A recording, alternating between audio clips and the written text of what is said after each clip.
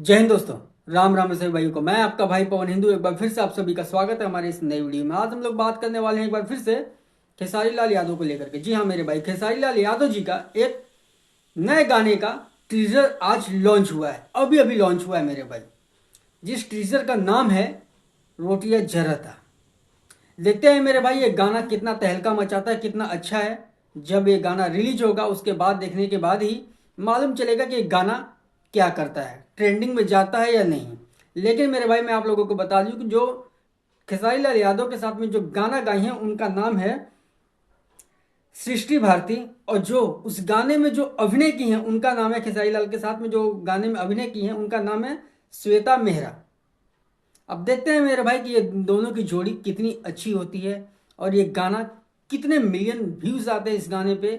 लेकिन अभी अभी तो टीजर लॉन्च हुआ है, आप लोग देखिए, प्यार दीजिए, आशीर्वाद दीजिए खेसारी लाल यादव जी को। जैसे को लाइव आएंगे कुछ देर में और बोलेंगे ही कि हमारे टीजर को आप लोग प्यार दीजिए, दुलार दीजिए, आशीर्वाद दीजिए। और ये गाना जो है मेरे भाई, ये जो टीजर है जो लॉन्च हुआ है ग्लोबल म्यूजिक जैक्सन पे।